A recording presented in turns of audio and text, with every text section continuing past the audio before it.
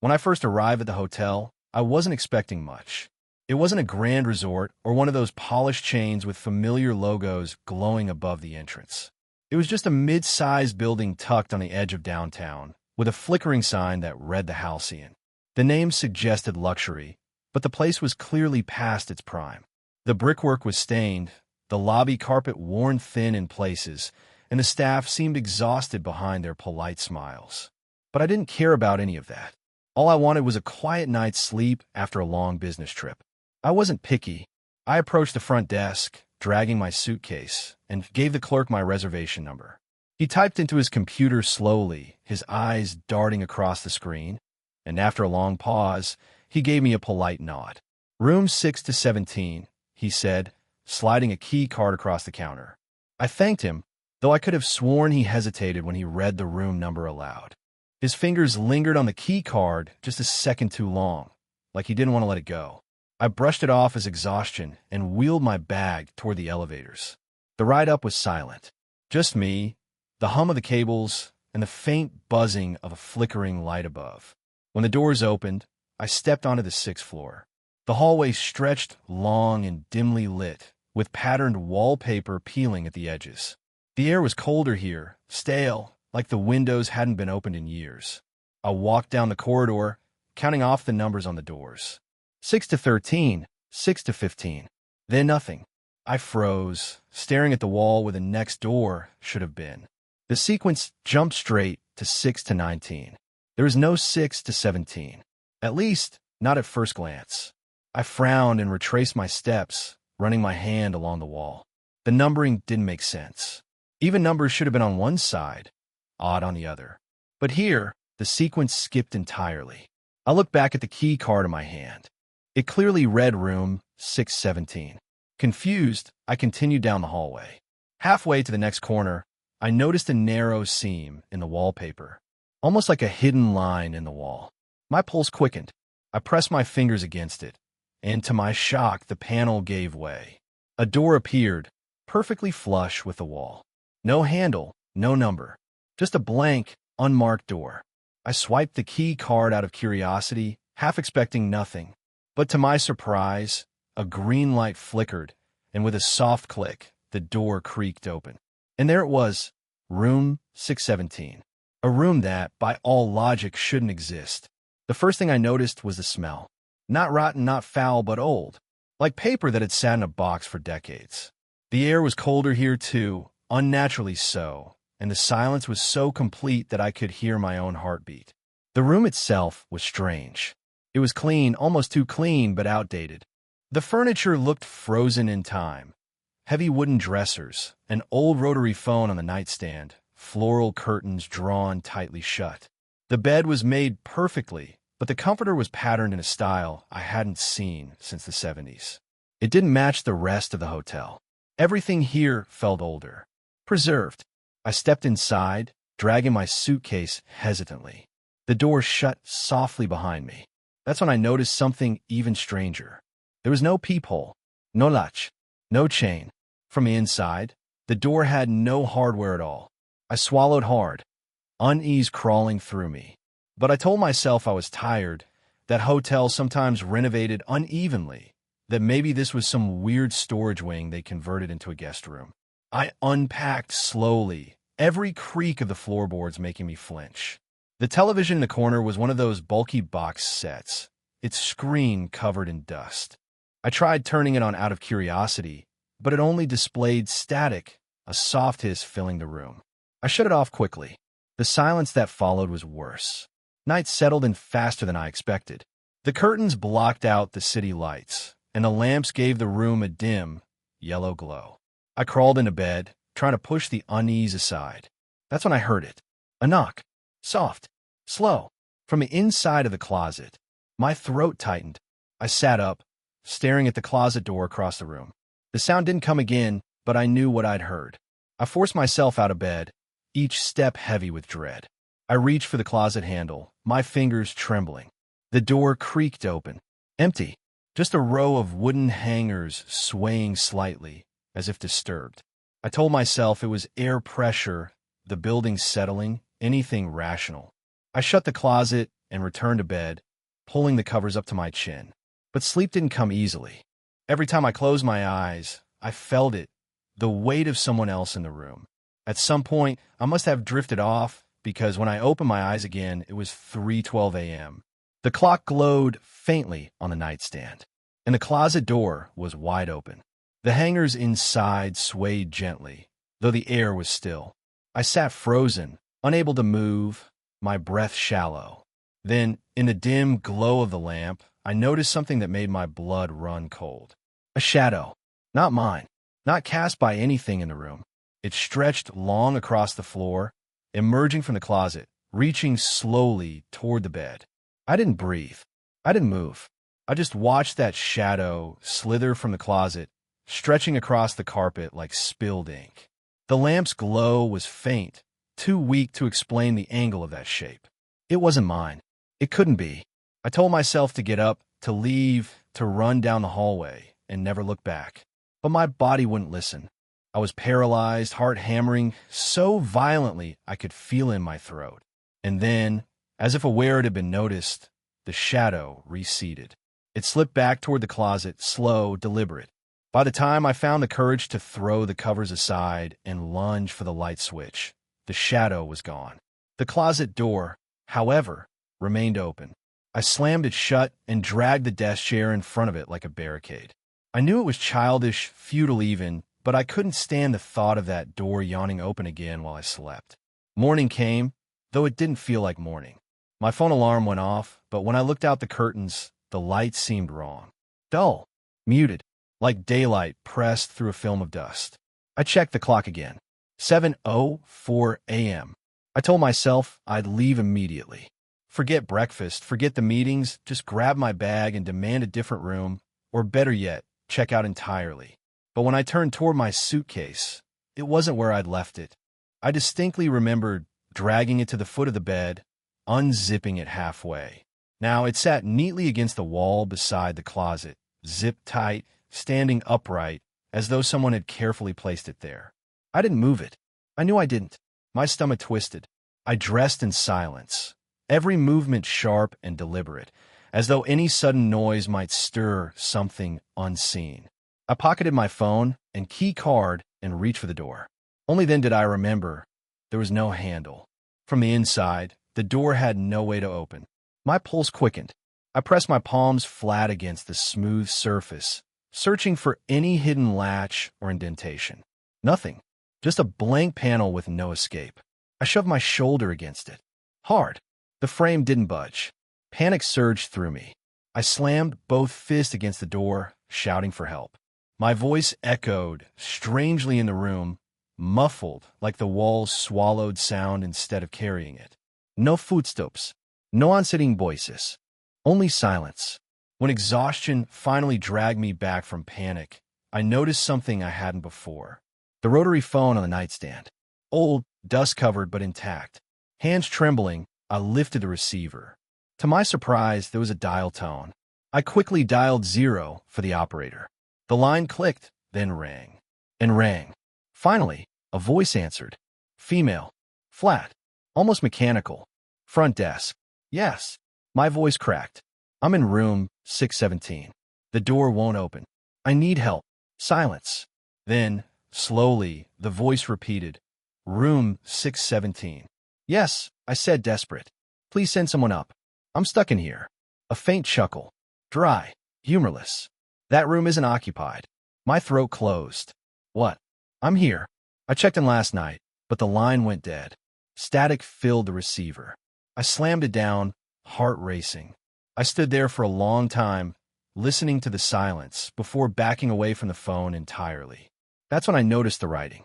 Tiny letters scratched faintly into the wallpaper beside the nightstand, so thin they almost blended into the floral pattern. I leaned close. Don't stay past the second night. The letters carved deep enough to gouge the plaster beneath. My chest tightened. Who wrote it? How many others had stood here, trapped like me, scratching out warnings in desperation? The rest of the day blurred into a haze of unease. I tried pulling at the curtains, but they were nailed shut. The window behind them revealed only fog, thick and impenetrable, no matter how hard I pressed my face against the glass. I turned on the television again, hoping for distraction. Only static. But as I watched, shapes flickered in the gray noise. Faces. Brief, distorted glimpses of eyes and mouths, gone as quickly as they appeared. I shut it off again, while rising in my throat. Hours passed with no sense of time. My phone battery ticked down faster than it should have, the minutes slipping strangely. Sometimes I glance at the clock and swear half an hour had passed, only to find the time unchanged. Other times, I'd blink and lose entire stretches without memory. By evening, I was too drained to think. I crawled back into bed, though sleep felt impossible. The warning scratched into the wall burned into my mind. Don't stay past the second night. I promised myself I wouldn't. I'd find a way out tomorrow, no matter what it took. But promises mean little when something else is in the room with you. At 3:17 a.m., I woke again to the sound of the closet creaking. The chair I'd wedged against the door was toppled.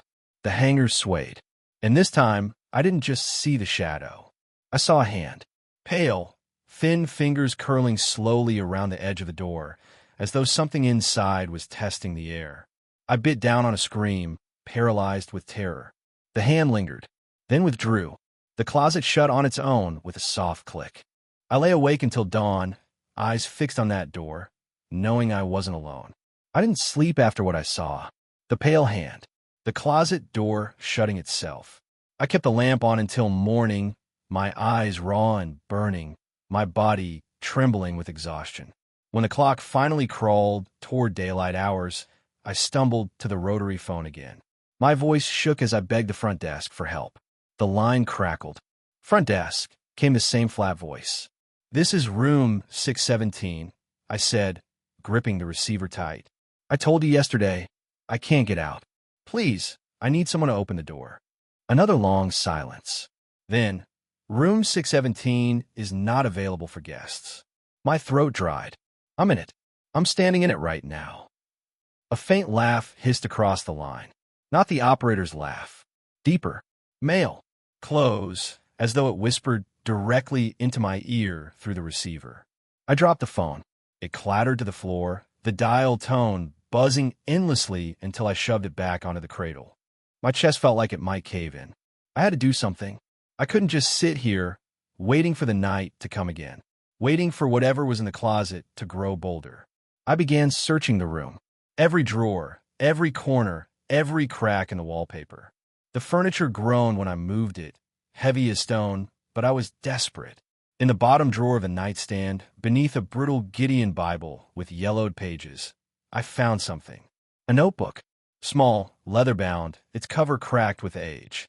I flipped it open with trembling fingers.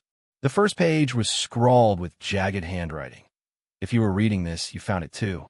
Room 617. Don't trust the staff. Don't trust the mirrors.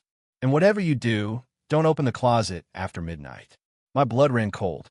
The entries went on, dated sporadically, though the years made no sense. Some were from the 1980s, some from decades earlier. And yet the handwriting was always the same. The phone lies. It always lies. They tell you the room doesn't exist because it shouldn't. They built over it, sealed it, but it opens when it wants. And when it does, it won't let go. Another entry, written in a frantic scrawl, "I've been here 3 days. Or 3 weeks. Time doesn't make sense anymore.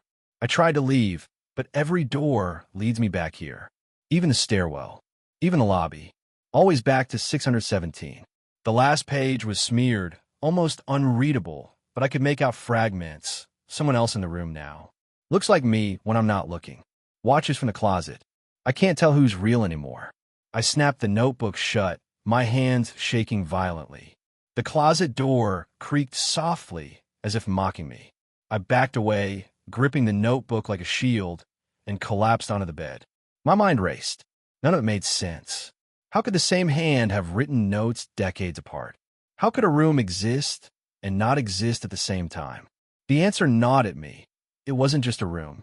It was something else. Something that fed on whoever entered. And it wasn't finished with me.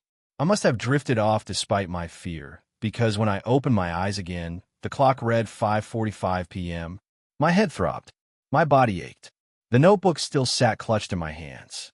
I forced myself up and tried the door again. Slammed my fist against it. Kicked until my toes throbbed. Nothing. Desperate, I grabbed the chair and smashed it against the window. The glass rattled but didn't crack. I tried again and again until splinters bit into my palms. Not even a scratch. That's when I noticed something that made my heart seize. The reflection in the glass wasn't right. It showed me, yes, but behind me, in the dim room, another figure, standing by the closet. I spun around, heart hammering. The room was empty. The closet shut tight. When I turned back, the reflection was normal. Just me. Pale, exhausted, shaking. I backed into the corner, whispering to myself, trying to stay sane. But sanity was slipping fast. The light outside dimmed unnaturally quickly, night pressing in like a tide. And when the clock struck midnight, the closet door rattled. Soft at first, then harder. The chair I'd wedged in front of it trembled, legs scraping against the carpet. My breath caught in my throat. Then silence. I thought maybe it had stopped, that maybe I'd imagined it. But then a voice whispered from inside. My voice. Let me out. I staggered back while rising. The voice came again, perfectly mimicking me, pleading, desperate. Please, let me out. I'm trapped. My hand shook so violently, I nearly dropped the notebook. Don't open it, I whispered to myself. Don't open it. Don't open it. But the voice grew louder, angrier, pounding against the door in rhythm with the words. Let me out. Let me out. Let me out. I clamped my hands over my ears, curling into the bed, rocking back and forth until tears blurred my vision. And then, silence again. I opened my eyes slowly. The closet was shut. The chair was gone. I don't mean knocked aside. I mean gone. Completely vanished. And on the floor where it had stood, a new message was scratched into the carpet fibers, fresh and jagged. Second night. The message burned in my mind. Second night.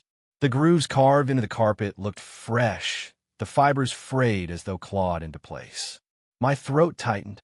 I stumbled back against the bed frame, staring at those words until my vision swam.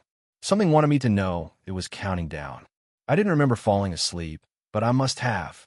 When I opened my eyes, daylight poured through the curtains, or what passed for daylight in this place.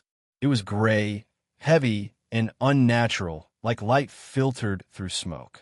My clock read 9:12 a.m. I blinked blearily at the nightstand. The notebook I'd clutched so tightly was gone. Panic shot through me. I tore the room apart, lifted the mattress, yanked open drawers, even checked the bathroom sink. Nothing. The notebook had vanished. In its place on the nightstand where it had been sat something else. A photograph. I picked it up with shaking hands. It showed me, standing in this very room, staring blankly at the camera. My hair disheveled, my skin pale, my eyes hollow. But I hadn't taken this picture. I turned it over.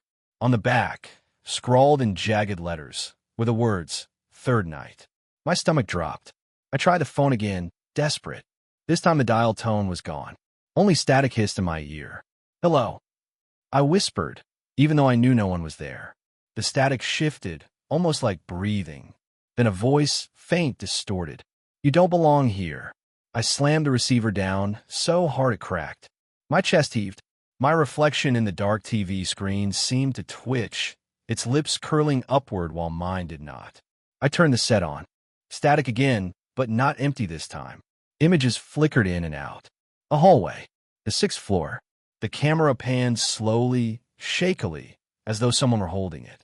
The shot stopped at the blank wall, where I'd first found the hidden door. Then the door opened on its own. The screen cut to black. I stood there, paralyzed, my breath fogging in the stale air. The static hiss filled the room, but beneath it, I could swear I heard whispers. Dozens of them, layered over each other, all saying the same thing. Stay, stay, stay. I yanked the cord from the wall. The screen went dead. The whispers stopped, but the silence was worse. Hours crawled by. I tried to keep busy, pacing the room until my legs ached, whispering to myself to drown out the quiet. But the walls seemed to close in, the air pressing heavier with every passing minute. At some point, I glanced at the mirror above the dresser. My reflection didn't move. I froze, breath hitching. I lifted my hand slowly. My reflection stayed perfectly still, staring back at me with hollow eyes. Then, slowly, deliberately, it smiled. I stumbled back, knocking into the bed. The mirror's surface rippled faintly, like water disturbed. And from somewhere deep within that reflection, I heard it. My voice. "You're fading." The words slithered through me, cold and certain. I grabbed the nearest object, the old Bible, and hurled it at the glass. The mirror shattered, shards cascading across the dresser and floor. But every shard still reflected me, and every shard smiled. I spent the rest of the day in the corner, knees pulled to my chest, eyes darting to every surface. I didn't trust the reflections. I didn't trust the phone. I didn't even trust the clock. When night fell, I felt it before I saw it. The air grew colder. The closet creaked. This time, the door opened fully. Slowly, silently. Darkness pooled inside, thicker than shadow, swallowing the hangers and walls. My heart pounded so hard it hurt. Something stepped out. It looked like me. Not just a vague shape or distorted reflection. It was me, down to the smallest detail. My clothes, my trembling hands, my terrified expression. Except its eyes. Its eyes were wrong. Too dark. Too deep. It tilted its head, studying me, a grotesque mimicry of my own movements. I wanted to scream, but no sound came. The double took a step closer. Its movements were smoother, more confident, as if it belonged here more than I did. Then it spoke. "You shouldn't have stayed." My knees buckled. I stumbled backward until I hit the bed frame. My double leaned closer, its grin stretching too wide.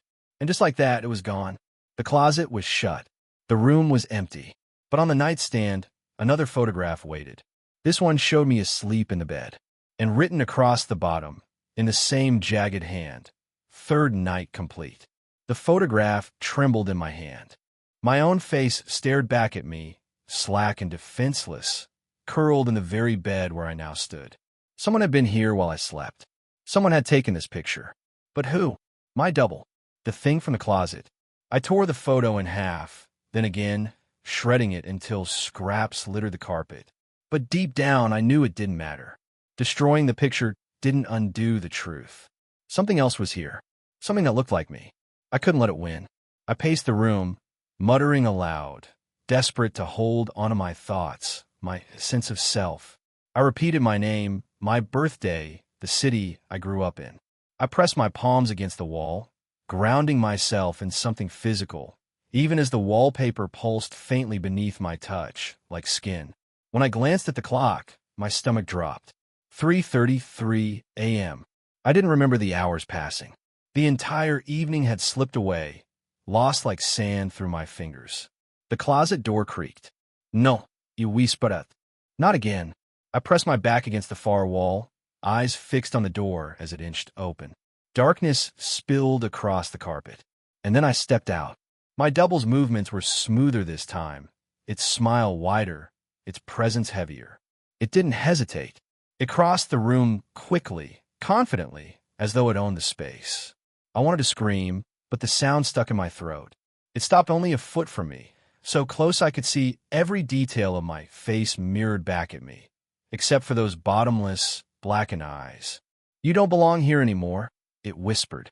My voice, but stronger. It reached out and pressed its hand against my chest. Cold, heavy. My breath caught. My heart thundered against its palm, as if trying to leap out of me. For a moment, the world tilted.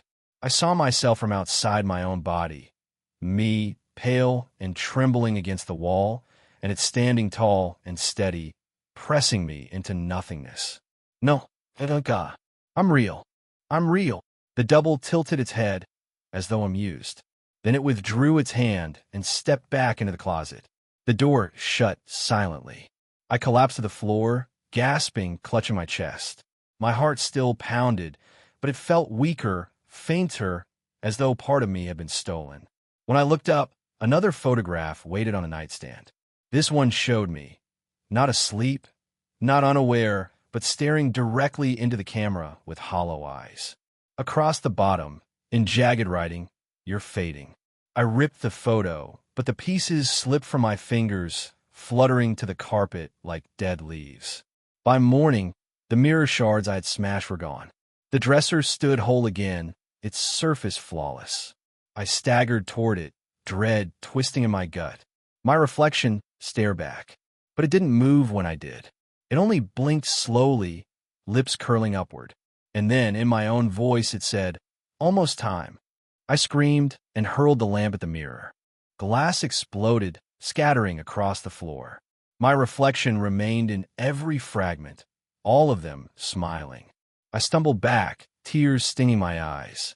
My phone vibrated in my pocket. I pulled it out with trembling hands. One new photo in my gallery. It was me, sleeping again. But this time, the photo wasn't taken from the corner of the room. It was taken from above, as if something had been standing over me. I dropped the phone. It hit the carpet with a dull thud. The clock ticked on. The air thickened. Every sound in the room felt amplified. The hum of the lamp, the faint buzz of the television, the creak of the bed when I shifted. By late evening, exhaustion dragged at me. My body wanted to collapse, but I fought it. I couldn't sleep. I didn't dare. When the hands on the clock crawled past midnight, I felt it again. That weight in the room, that wrongness pressing down on me. The closet door eased open, but this time I didn't see myself step out. I was already standing at the foot of the bed. I froze. The version of me by the closet grinned, tilting its head, watching me like a predator cornering prey. The version of me at the bed was me too. My body, my clothes, my voice when it whispered, "Lie down." I shook my head, stumbling backward. My knees hit the mattress. The room tilted, doubled, my vision blurring until I couldn't tell which version was real anymore. The one by the closet leaned closer. Its voice was low, guttural. "Third night's over. One more, in your mind." I squeezed my eyes shut, covering my ears, rocking in place until the voices melted into silence. When I opened my eyes, the room was empty. But on the nightstand, another photo waited. It showed only one version of me, smiling. The writing on the back said, "Fourth night." The photograph burned in my hands. My smiling face stared back at me, too calm, too certain. On the back, those words carved deep into the paper, "Fourth night." I dropped it to the carpet, where it landed face up, mocking me. I couldn't breathe. My chest ached with each shallow gasp. My body trembled violently, as though my very cells were resisting what was coming. I knew the warning now. Don't stay past the second night. But I'd already crossed that line, and the room wasn't going to let me leave. The daylight, if it could even be called that, stretched thin and sickly through the nailed curtains. I watched it fade with growing dread. The clock ticked endlessly, faster than it should have, dragging me toward nightfall with cruel inevitability. I tried to fight back. I tore at the carpet with my fingernails, hoping for floorboards, a vent, anything I could pry open. Beneath the fibers was only more darkness, endless and soft, like digging into soil that never stopped. I pounded on the walls, screamed until my throat bled. No sound left the room. My voice died in the stale air, swallowed whole. The door remained seamless, no handle, no keyhole, no way out. The air grew colder, heavier. Night was coming. I curled on the bed, clutching my knees, whispering to myself. My name, my childhood address, the faces of my family, anything to anchor myself. But even as I whispered, the memories slipped, dissolving like mist. My mother's face blurred. My father's voice grew faint. My own name trembled on my lips like a word I'd just learned. The clock struck midnight, and the closet opened. I didn't move. I couldn't. My body was frozen, my mind a whirl of terror and resignation. From the darkness, my double emerged. No hesitation now, no faltering. It stepped into the room as though it had always belonged, its eyes bright with something cold and infinite. It didn't speak at first. It just watched me, smiling faintly, as though waiting for me to acknowledge what I already knew. Finally, it said, "You've been here long enough." My throat clenched. "I'm real." I croaked, though the words sounded weak, childish, unconvincing. "You were," it said simply. I tried to move, to run, but my limbs refused. The air pressed down heavier, rooting me in place. My double circled slowly, each footstep deliberate. You gave the room what it wanted. It continued. Time, presence, fear. Now it only needs one more thing. What? I whispered, though I already knew. It leaned close, its face inches from mine. My face, my breath, my voice. You. Cold hands gripped my shoulders. Pain lanced through me. Not sharp, but hollowing, as though something was being pulled out of me. My vision blurred, my thoughts scattering like shards of glass. I saw myself from outside again. Two figures in the room. One strong, standing tall. One crumpled, fading, its outline thinning like smoke. I tried to scream, but the sound didn't come from me anymore. It came from the other, the stronger one, my double. I realized too late, it wasn't replacing me. It was becoming me. My body grew heavy, unresponsive. My thoughts slowed, dimmed, flickering like a dying bulb. The last thing I saw before darkness swallowed me was my double smile, stretching wide, triumphant. Then silence. I don't know how much time passed. When I opened my eyes, I was standing, my body steady, my mind clear. The room looked normal again, the bed neatly made, the mirror unbroken, the air still. For a moment, I thought I had survived, that it was over, until I saw the reflection. In the mirror, I wasn't smiling. My lips trembled, my eyes wide with horror. My fists pounded silently against the glass, begging, screaming, but no sound reached the room. On the side, I smiled. Calm, content, perfect, because I wasn't me anymore. I was the reflection, and the thing in my skin turned, picked up the suitcase, and walked toward the door. This time, a handle gleamed where none had been before. It turned easily. The door opened, and as my double stepped into the hallway, I caught one final glimpse of the number plaque on the door. The door shut, and I was left behind, trapped in a mirror, pounding against the glass that no one would ever see. Later, minutes, hours, days, I couldn't tell, the closet door creaked again. Darkness pulled out, and from within, a new voice whispered, frightened, weak. Hello, is someone there? Another guest, another soul. The room had opened again, and it was hungry,